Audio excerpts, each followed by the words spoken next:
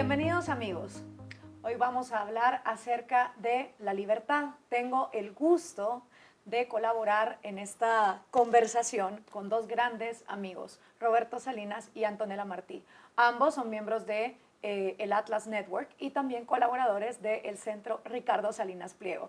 Antonella, Roberto, bienvenidos. Gracias, Gloria. Hola, Gloria. Muchísimas gracias por estar aquí. Quiero empezar por hablar de por qué la libertad es tan esencial. Antonella, en este fantástico libro que escribiste hace unos años, Capitalismo, un antídoto contra la pobreza, algo que a mí me encantó es que empezaste a hacernos un recorrido desde la historia del universo y el Big Bang, que si Carl Sagan hubiera tenido la oportunidad de leerlo, creo que le hubiera fascinado. ¿Cómo fuiste capaz de amalgamar en pocas páginas la evolución humana con la razón de por qué la libertad es inherente a cada molécula de nuestro cuerpo y nuestro ADN? O sea, estamos hechos para ser libres. Y cuando tú hablas de defender la libertad de una manera cabal, creo que te refieres a hacer esa combinación estructural que va más allá de banderas políticas o ideológicas. Absolutamente, ¿no? Y entender la importancia de que ser liberal es ser adulto y es que los demás te traten como adultos y que vos trates a los demás también como adultos. Y ese repaso que bien decías, que empieza, bueno, un poco de historia a través de la física, bien mencionabas a Carl Sagan, de hecho hay varias citas, es un autor que, bueno, ambas compartimos, a ambas nos encanta, bueno, y cuando él habla precisamente, bueno, a lo largo de toda su obra y en Cosmos, ¿no? Que también está el famoso documental de ese pequeño pálido punto azul, ¿no? ¿Y qué? Vos dirás, ¿qué importancia tiene o qué conexión? ¿Qué tiene que ver eso con el capitalismo? ¿Qué tiene que ver la física y ese pequeño punto azul con la libertad? Sí. Digo, que cuando nosotros somos conscientes de que estamos y que somos algo insignificante en un universo tan vasto y tan amplio, ahí se caen los nacionalismos, se caen los colectivismos, los mares de sangre, ¿no? Para imponer una ideología. Digo, estamos en un lugar único y especial, en un universo enorme, ¿no? Del que conocemos muy poco, apenas el 5%. Y cuando nos vamos incluso mucho más a aspectos como el que hablabas recién, ¿no? La parte biológica, el ADN, digo, somos todos una licuadora genética, como vos siempre decís, ¿no? En tus escritos. Y creo que ese es el punto que tenemos que mostrar. Y que cuando hablamos de estas cosas se caen esos colectivismos, los dogmatismos, los totalitarismos y todos esos mares de sangre que se han cometido por buscar una utopía muchas veces y querer imponer un paraíso en la tierra, ¿no? Que siempre ha generado los grandes infiernos como los que producen todos estos modelos. Ahora, Roberto, cuando Antonella dice que ser liberal es ser adulto, y yo pienso en las audiencias jóvenes, prestando atención a esta conversación, van a decir, qué hueva, qué aburrido ser adulto, porque tenemos la visión de que ser adulto es abandonar los sueños de niño, restringirnos a tener una vida casi que monótona.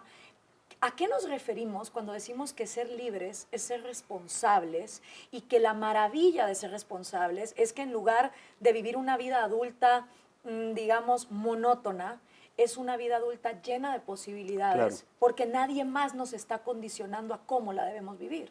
Ese punto es absolutamente clave para entender este tema, este concepto de la libertad y por qué la importancia de la libertad y de la libertad individual, ¿cierto? Porque hay algunos que hablan de la colectividad o que no podemos aislar al individuo del colectivo o de la comunidad. Y el punto que a mí me parece clave y que aquí en el Manual Liberal lo describe muy bien tú misma en tu prólogo, Antonella y varios de los autores, es el concepto de que como adulto yo puedo vivir mi proyecto de vida en la medida que no esté yo lastimando a los terceros, a otros miembros de mi comunidad, violando sus derechos. Y si no me gusta tu proyecto de vida o no me gusta el de Antonella, ese es asunto mío, pero no tengo yo el monopolio de qué es la vida virtuosa e imponer esa previa concepción es lo que cae en lo que Friedrich Hayek llamó la fatal arrogancia. Y es fatal arrogancia porque es presumir, como hoy varios caudillos latinoamericanos presumir el monopolio sobre la verdad. No tan solo son la encarnación de la soberanía nacional, sino también presumen tener un monopolio sobre la verdad. Y si tú no estás de acuerdo con su proyecto de vida, no tan solo estás diciendo algo falso, sino también quizá te mereces el fusil. Y eso es parte de Eso es parte de por qué los autoritarismos latinoamericanos y en otras partes del mundo surgen al no reconocer este aspecto clave de la libertad, dejar vivir. Y ahí es donde el ser adulto empieza a ser atractivo, incluso para los jóvenes. Para los jóvenes, claro. Porque la arrogancia de decir, los pobres son tan tontitos y tan ignorantes que tiene que venir un Mesías a decirles cómo actuar económicamente y qué hacer, porque la gente es tan infantil que no sabe ser adulta, es una postura muy arrogante. Y paternalista. Paternalista. Y como yo siempre digo, el gran arrogante de Karl Marx, claro que yo digo, pobrecito Karl Marx, ¿no? Porque cuando él escribió la psicología, la neurociencia ni siquiera por sus luces existía, pero Freud estaba en pañales, literalmente. Se conocía muy poco que el ser humano psicológicamente necesita amor propio, autoestima, para entonces valerse por sí mismo. Entonces, un arrogante como Karl Marx dice, yo puedo transformarlo todo y vamos a hablar de un nuevo hombre. ¿Cómo se iba a crear? Nunca lo explica, pero habla de un nuevo hombre sin egoísmo, sin intereses personales, que voluntariamente iba a renunciar al fruto del esfuerzo de su trabajo por ayudar a los demás. Trascender la escasez. Trascender la escasez. Y va totalmente en contra de lo que hoy nos enseña la genética, lo que hoy nos enseña la neurociencia, cada vez que se hace un estudio humano. Es más, todas las corrientes psicológicas de alejarse de amores tóxicos, alejarse de relaciones codependientes, decirle no a tendencias depresivas, al suicidio, a los trastornos alimenticios, son vías que están llegando a la conclusión de que sin autoestima y sin amor propio y sin intereses personales, los seres humanos caen en estas, digamos, hábitos que los llevan a autodestruirse. Entonces, cuando yo pienso en eso, digo, Carlos Marx, ok, se lo perdono. El cuate estaba escribiendo en un siglo donde no teníamos estos conocimientos. Él se murió antes de ver que sus ideas llegaron a los genocidios más grandes de la humanidad, con los gulags soviéticos, con lo que hizo Mao en China. Ok, pero ¿y los jóvenes de hoy? Que no entiendan que parte de la libertad es esa autoestima, cómo vender esa libertad de manera cabal y no solo decir, no, la libertad económica, no. Es que ¿quién va a querer libertad económica si no se siente capaz de ser libre primero? De poder valerse por sí mismo, tal cual lo decías, ¿no? Y recaemos en estos gobiernos paternalistas que se creen los dueños de las personas y de alguna manera te rebajan, te reducen, ¿no? A una porción muy pequeña y anulan tu individualidad. Y creo que esos aspectos y ese repaso que hiciste, quizás identificándolo un poco más desde la perspectiva de la filosofía objetivista, que creo que es fundamental, el uso de la idea del egoísmo racional, apelar a cuestiones como la racionalidad y que uno desde su lugar y como ser humano tiene la opción de elegir pensar o no. Si queremos elegir valores que van de la mano de la racionalidad o si queremos recaer en dogmatismos, si queremos recaer en temas altruistas, en colectivismos y todos estos aspectos que evidentemente han anulado al individuo, ¿no? Y han destruido la racionalidad. Y Roberto, ahí es donde la libertad no es necia. La libertad es tan humilde que cuando la realidad demuestra que algo no funciona, el liberal se adapta, evoluciona y camina. Y por eso hay progreso. Es un punto clave y es un punto que está, desde el punto de vista pragmático, muy ligado al progreso. Pero el tema de la humildad es esencial. Yo, el liberal o el ser que desempeña la libertad, de ninguna forma va a presumir cómo debes vivir la vida. Tal cual. ¿Sí? Voy a cuidar a mis hijos, pues con ensayo y error, como a mí me ha tocado como buen papá, ¿no? Y fracasas en unas y tienes éxitos en otras y vas aprendiendo de qué, ajustándote a la realidad. Mientras que el caudillo sábelo todo, que anula la libertad de los individuos, ya tiene su fórmula y es la realidad la que se tiene que adaptar. Hay políticos que han hablado de que es que a los pobres los tengo que tratar como animalitos. Fíjense ustedes. Que un político diga una declaración de esa. Y que la gente se lo aplauda. Y peor tantito, que sean como los animales de la granja de George Orwell, ¿no? Recordemos, todos somos iguales, pero algunos cerdos son más iguales que otros. ¿No? Hay una cosa justo de la rebelión en la granja, que obviamente era la historia de cómo la Unión Soviética se va volviendo cada vez más liberticida.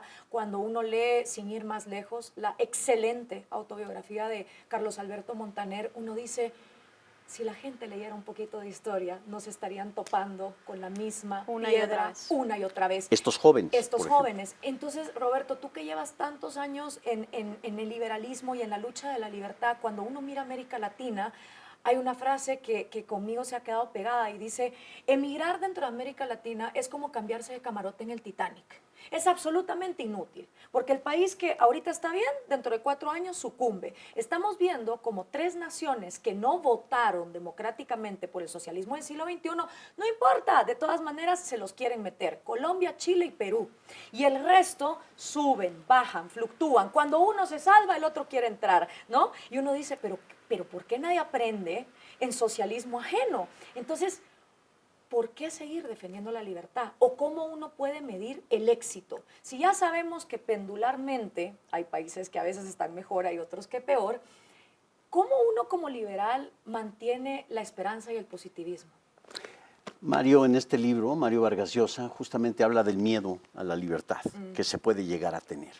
Y ese miedo surge, yo creo, de toda una campaña mediática sobre el liberalismo es parte del 1%, de la explotación, de la desigualdad, cosas que a nosotros nos corresponde deconstruir esos mitos. Es decir, falsificar esos mitos y mostrar con los hechos que es realmente el que menos tiene, el emprendedor, la ama de casa, el taxista. Ellos saben más economía que cualquier perfumado de MIT.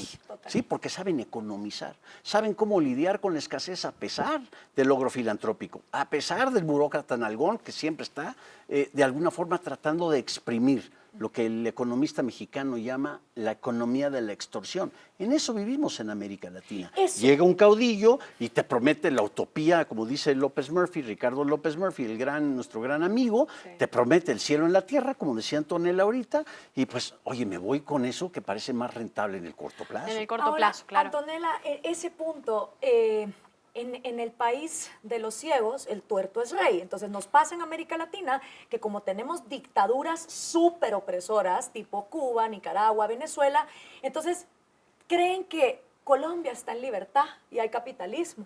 Y que entonces te dicen, bueno, pero si Cuba está mal, ¿por qué Colombia también está mal? Si nosotros sí somos ejemplo de capitalismo. Y uno es como, por Dios. O sea, no hay libertad de mercado. Entonces, ¿cómo explicarle a la gente que, ok, aquí hay ciegos, pero eso no significa que los tuertos estén viendo claramente la situación tampoco? Ciertamente, identificar, ¿no?, qué políticas son liberales y qué políticas no son liberales, porque hay mucha confusión y creo que la izquierda ha jugado con eso, la derecha también ha jugado muchas veces con eso, y siempre los grandes enemigos de la libertad aparecen disfrazados de amantes de la libertad, ¿no? Eso es una cosa que tenemos que empezar a aprender a identificar, pero sí vemos mucho en estos países, como bien mencionabas, a lo largo de América Latina, donde en términos económicos, o sea, ni siquiera es que hay libertad económica, ni siquiera es que hay una libertad de comercio, una apertura, y recae esa izquierda una y otra vez en apuntar contra esos modelos porque esos son los modelos liberales, o ese famoso neoliberalismo de los años 90, ¿no?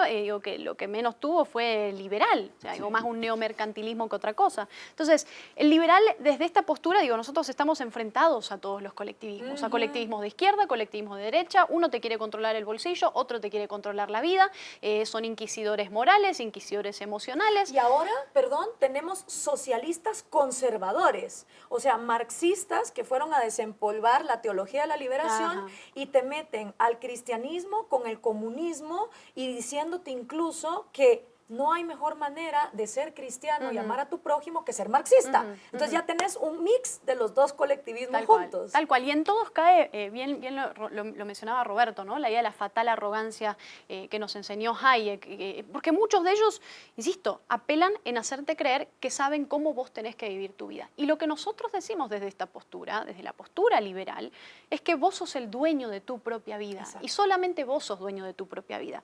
Ni tu familia es dueña de tu vida, ni el gobierno es dueño de tu vida, ni tu pareja. Nadie en el mundo es dueño de tu propia vida más que vos. Y sobre tu propio cuerpo, vos sos tu propio soberano. ¿Para bien o para mal? Exacto. Asumiendo las responsabilidades de lo que eso conlleva. Eso es muy importante, porque aparte la tenemos fregada. A nosotros, de los liberales, no hay un estatismo financiando para decir, por favor, defienda estas ideas. Pero además de eso, nosotros estamos compitiendo contra utopías, fantasías de Disneylandia. Como dice Axel Kaiser, si yo comparo mi relación amorosa con cualquier película de Disney.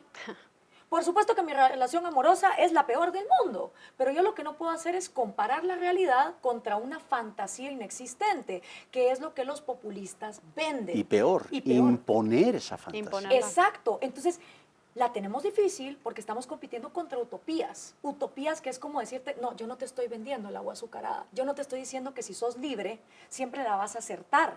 A veces te vas a equivocar y a veces te vas a equivocar tan mal que vas a fracasar, pero no hay éxito sin fracaso, no hay prueba sin error. Me encanta que, Antonella, tú pusiste aquí un listado de una cantidad de inventos que gracias a fracasos, prueba, error y libertad, en la página 189 de Capitalismo, en 1450 la imprenta, en 1800 la pila, en 1876 el teléfono, en el 76 VHS, el Messenger, el Netflix, el pañal desechable, la tarjeta de crédito, el reloj digital, el microchip, todos. La vacuna Ahora, en menos de un año. La vacuna en menos de un año, cada vez más rápido. Entonces, sería genial que detrás de estos listados supiéramos la historia de lágrimas, de sudor, de sufrimiento, de enfrentamiento contra dictadores, de impuestos, de migraciones que hubo en los individuos, cada uno, para que estos inventos se pudieran llevar a cabo. Si me permites, Antonella, porque es un comercial de tu libro, el último capítulo es sobre progreso. Y justamente esto es el progreso. No es ni ideología, derecha, izquierda, arriba, es cuáles son las condiciones del progreso y las historias de progreso. Yo creo que ahí es donde debemos capturar el alma de los jóvenes. No vamos a competir con la utopía, pero te muestro con hechos y con realidad qué es lo que la libertad te ha generado. Te ha generado vivir mejor. El storytelling, y creo que ha sido un esfuerzo muy criticado incluso de esos falsos liberales, cuando uno trata de utilizar series de televisión, películas, como tú lo haces con la era de Acuario, por ejemplo, poniendo canciones, yo lo he hecho también en varios libros, es si los jóvenes no van a llegar a leer 1000 páginas de la acción humana de Mises, ¿dónde encuentro yo en la cultura pop mensajes a favor de la libertad? Que al fin y al cabo, no estamos tampoco inventando el agua azucarada. George Orwell lo hizo con La Rebelión en la Granja, literalmente con animalitos explicando el desastre. Entonces, apelar a través de eso para el storytelling detrás, la vida humana detrás, el sufrimiento, los fracasos, para que ese progreso exista. Y ahora, fíjate todo ese progreso, todas esas innovaciones, ese listado, ¿no?, que mencionábamos uno por uno, todo lo que tenemos hoy al alcance de nuestra mano. Digo, hemos progresado tanto en tan poco tiempo y lo ha hecho el capitalismo, digo, a pesar de tener tantos enemigos encima y a pesar del gobierno. Claro. El capitalismo, el emprendedor, el innovador, la mente libre ha creado, ha innovado. La mente libre que además es súper resiliente, porque acordémonos que en la quema de la Biblioteca de Alejandría, con los grandes conocimientos que ahí hubo, la humanidad nos atrasamos otros 1000 años. Así es. Y aún así, la gente libre logró recolocarse en como las ciudades-estado italianas, en Ámsterdam, en el gran proyecto que fue el Estados Unidos original, y volvemos otra vez al progreso, ¿no? Hasta llegar a poner gente en la luna, a hablar de llegar a Marte. Pero también hay algo que a los jóvenes les está pasando, y es que creen que capitalismo es consumismo materialista, y que eso significa tratar a la gente de acuerdo a sus cosas y no a su persona.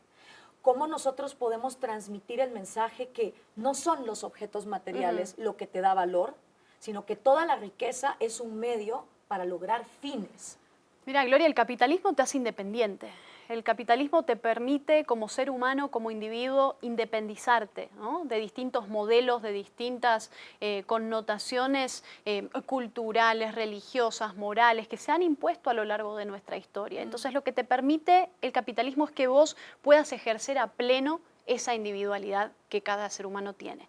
Entonces, cuando entendemos la importancia de eso, cuando entendemos la importancia de crear, de generar riqueza, digo, y muchas veces me pregunto, ¿por qué no tenemos en América Latina un Bill Gates, un Steve Jobs? Siempre digo, bueno, tenemos cientos de talentos, tenemos personas incluso seguramente mucho más talentosas. Y fíjate, siempre pienso en esto, ¿cuántos talentos nos habremos perdido por culpa de todos esos socialismos y esos estatismos? Gente que hoy está en Venezuela o en Cuba y que tiene ideas fantásticas, maravillosas para sacarnos adelante, para mejorar nuestra calidad de vida, Y hoy están, ¿qué? Haciendo una fila para conseguir un poco de comida o muriendo por enfermedades que son totalmente curables en pleno siglo XXI. Entonces, es una cuestión de hechos. La gente vive mejor donde hay mayor libertad. La gente siempre busca la libertad. Sí. Digo, vos no ves hoy a norteamericanos escapándose en balsa a Cuba, es siempre lo contrario. O Corea del Norte. O Corea del Norte, o lo mismo con el muro de Berlín. Digo, que el comunismo haya tenido que levantar un muro, eso muestra el fracaso de una ideología. Tener que obligar a la gente a que viva en tu sistema. Fíjate, Edgar Mason, en paz descanse, un gran comunicador liberal, decía, solo algo tan cruel como el totalitarismo pudo erigir el muro de Berlín. Solo algo tan noble y tan humano como el mercado pudo distribuir todos sus pedazos alrededor del mundo. Así es. Claro, claro, es que es así. Y eso es, yo creo que la lección que nos tenemos que llevar. Mostrar cifras y datos económicos no está llegando a la emoción y al sentimiento de que las personas entiendan que la libertad es una decisión sobre todo de inteligencia emocional. Absolutamente. De el equilibrio perfecto entre la razón y la emoción, porque somos las dos cosas. Siempre nos han dicho, la mente está peleada con el corazón. Mentira. Las personas que realmente caminan en libertad es porque entienden hacer, sentir, pensar en una misma línea para lograr algo. Diles eso a nuestros amigos del movimiento San Isidro. A ver, ellos no tienen un doctorado en la libertad, en ciencia política. Es patria y vida. Exacto. Por Dios, eso es algo totalmente humano, decir, Sí. quiero patria y también quiero vida. Ahora, hay una cosa interesante.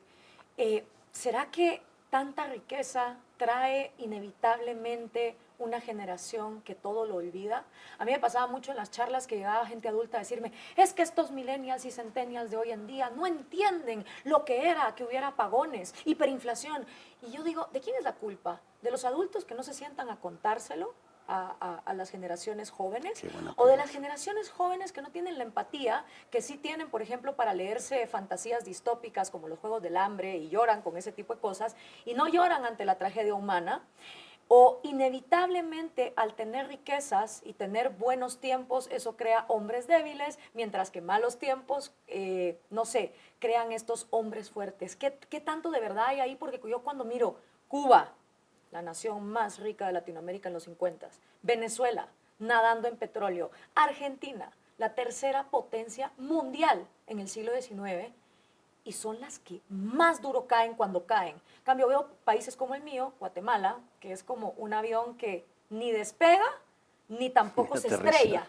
Solo como que, ahí va. Pero tal vez es porque al haber tanta gente luchando para salir adelante, no llega una generación que se cree el cuento de que repartiendo vamos a estar mejor. Y quizá las naciones más ricas lo olvidan. ¿Qué pasa ahí? ¿Cuál es el reto que los liberales tenemos que aprender? Sí, lo olvidamos, eso es cierto, lo olvidamos y lo olvidamos mucho. El caso de Argentina, que bien lo mencionabas recién, es un caso, bueno, muy paradójico, ¿no? Porque siempre decimos todo al revés. O fuimos un país desarrollado que se subdesarrolló. ¿Quién hace eso en el mundo? Y uno ve videos, organizaciones, gobiernos, personas hablando siglos atrás sobre Argentina y la potencia que era y la promesa que era para el mundo. El caso de Cuba, el caso de Venezuela, tantos países y lamentablemente recaímos en esto, ¿no? Una y otra vez. Y creo que en buena parte sí hay una gran responsabilidad por una cultura que creímos que el gobierno tiene que responder por nosotros todo el tiempo y que el gobierno es dueño de nuestras vidas y que sin el gobierno nosotros no podríamos salir adelante. Es decir, el problema está en que tenemos una relación tóxica con los gobiernos, los latinoamericanos. Sí. Y es tóxica, es muy profunda, y si no la cortamos y si no aprendemos a que tenemos que ser responsables, adultos, independientes y salirnos de toda esa mentalidad que siempre espera de otros para que te resuelvan las cosas, creo que vamos a seguir recayendo en eso. Pero tenemos los hechos, Gloria, los liberales tenemos a los hechos de nuestro lado, y no solo en términos económicos, digo, en los últimos 200 años, 250 años, el mundo y la riqueza en el mundo creció de una manera impresionante. En los últimos 200 años, el 95% de la población mundial salió de la pobreza de una manera exorbitante, claro, ¿no? Y hoy ese porcentaje que antes era el 95%, hoy es del 9%. Es una cuestión de hechos, tenemos que ir a los hechos los liberales. En los últimos 30 años, más de 1.000 millones de personas salieron de la pobreza extrema, de la situación de pobreza extrema. Pero entonces te contestan, ¿pero a costa de qué? Las pobres ballenas, la contaminación, el plástico en los mares, nos vamos a morir. O sea, yo realmente tengo compasión por niñas como Greta Thunberg, a las cuales las explotan, porque yo me acuerdo cuando yo yo era adolescente y decía, el agua se va a acabar. Y mi mamá me jaló, me sentó frente a la lluvia y me dijo, mija, mientras llueva, depende de cada quien poner un balde para recoger agua. No se va a acabar, tranquila. Pero es eso, llegar a la gente con los hechos. Porque además hay una cosa que es bien clave. El planeta ha existido antes de nosotros, evolucionar desde hace 60 millones de años, y va a existir después de nosotros. O sea, si nosotros no cuidamos de una manera consciente los recursos que tenemos, porque nos conviene respirar limpio, nos conviene comer, nos conviene estar sanos, el planeta puede seguir sin la especie humana y otra cosa va a evolucionar. Entonces, meterle a la gente este fatalismo de que nos estamos acabando el planeta, no, nos estamos acabando entre nosotros. Y muchas veces por ideologías absurdas que nos hacen enemigos en lugar de comerciar, ¿no? Así es. Pero este mismo debate lo tenemos desde hace mucho. Y yo creo que ese es un tema fundamental que también tú lo has tratado, Gloria, tú en tus escritos y tus artículos, Antonella. Siempre va a haber aquel enemigo de la libertad, aquel que dice, no, es que estamos en el peor de los tiempos, no, es que el fatalismo, no, es que mira el 1% y la desigualdad, no, es que hay algo en el futuro también va a haber. En el libre comercio lo hemos visto, que es una gran bendición. El libre comercio fíjense qué humano es darle la libertad de elegir a una persona y a otra poder intercambiar libre y voluntariamente. Exacto. Es mágico eso. Y además del progreso humano, pues es también, pues es un contrato totalmente humano, un intercambio totalmente humano. Eso hay que repetir una y otra vez de que genera beneficios a pesar del mercantilismo, del proteccionismo, de los aranceles, de las tarifas y etcétera. Pero vean, ustedes han hablado muchísimo en otras ocasiones del caso de Miami. Para estos jóvenes hay que darles, mira dónde está la oportunidad de los nicaragüenses que sí lograron escapar. Claro. De aquel Memo Puertas, Bill Gates, de aquel Esteban Empleos, Steve Jobs, que sí lograron. Y hoy en día, ¿quién domina la industria financiera en Miami? Venezolanos. ¿Y quién domina el comercio en el norte de Miami, por ahí por Aventura y Hollywood? Son mexicanos y nicaragüenses y guatemaltecos. Y ahí está todo. ¿Y cuál es el primer idioma de Miami? La capital de América Latina y la ciudad del gran progreso se ha convertido en Miami. Lo que fue para los esclavos negros, las mujeres, los rebeldes, la isla de Nassau, la república libre que existió por un ratito fuera de los imperios españoles o el imperio inglés, lo que fue Ámsterdam para todos esos perseguidos religiosos y políticos, lo que fue las ciudades-estado italianas, lo que fue la ruta de seda, Miami lo es para los latinoamericanos, ¿no? Que logran escapar de estas desgracias, nadie aprende en socialismo ajeno, entonces estamos todo el rato reciclando, pero los que sí entienden la lección se van a estos lugares donde encuentran libertad. Anto, Roberto, estamos llegando al final de esta fantástica conversación y me gustaría que compartieran con la audiencia en su gran paso defendiendo la libertad en diferentes medios, tanto usando el medio escrito como las conferencias, el conversar de uno a uno, el visitar, viajar, estar. ¿Cuáles son las cosas que los motivan a cada uno de ustedes a seguir en esta tremenda lucha que realmente nunca se acaba? Porque lo que hacemos humildemente es pasar la antorcha de la libertad a la siguiente generación, que como que la llamita no muera, ¿no? Hay momentos donde a veces se queda muy cortita y a veces está bastante grande, pero ¿qué es lo que ustedes han aprendido en ese camino y qué los sigue motivando a hacer lo que hacen? Bueno, siendo que yo he estado bastante más que ustedes en el tema y es una larga historia, son casi 40 años, a mí lo que me motiva enormemente es esto, la posibilidad de dialogar, porque a lo mejor no estoy de acuerdo con lo que tú dices o con lo que tú dices o con el que el otro dice, pero sé que me puedo sentar a conversar y aprender. Claro. Y muchas veces estoy dispuesto a revisar mis propias premisas, como decía Ayn Rand, ¿no? Sí. Revisar mis premisas y decir, bueno, borrón y cuenta nueva y me necesito replantear. Y uno aprende, mientras que si uno está cerrado y uno trae esa mentalidad preconcebida, porque yo tengo el acceso privilegiado a la verdad, nunca va a aprender. Claro. ¿Sí? Y eso para mí ha sido no tan solo enormemente productivo en términos de la educación, el poder convivir con otras amistades y otros colegas, sino también es algo muy humano. Después de todo, está ese gran dicho latinoamericano, hablando se entiende la gente. Exacto. Es un dicho profundamente liberal. Así es. Bueno, y conectado un poco con eso, ¿no? Ese amor por la libertad y precisamente entender que lo que te permite la libertad es la duda. ¿no? Algo que ni a los socialistas les gusta, ni a los conservadores les gusta, ni a la izquierda, ni a la derecha, de todos estos movimientos que siempre quieren imponerte un modelo de vida, que siempre quieren imponerte una forma única para que vos vivas tu propia vida. Entonces, esa importancia de dudar, esa importancia de poder cuestionar a las autoridades, de cuestionar el status quo, de cuestionar las cosas tal y cual nos las enseñaron, de uno poder utilizar la razón, ¿no? Y elegir. La libertad de elegir.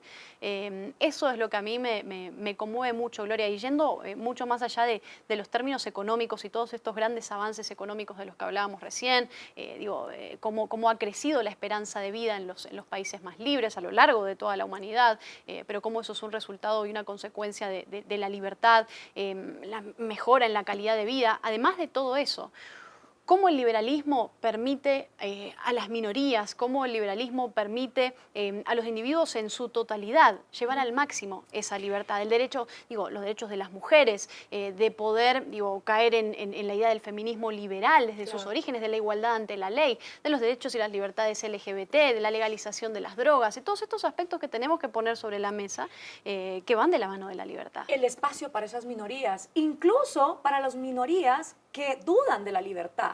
En un sistema libre, si tú y tus amigos quieren ser comunistas, lo pueden ser, no hay problema. Se van a una comuna, están ahí, eso sí, solo no pretendan forzar a los demás a vivir en el sistema que ustedes quieren imponer. En la libertad cabemos todos. Eso es lo maravilloso.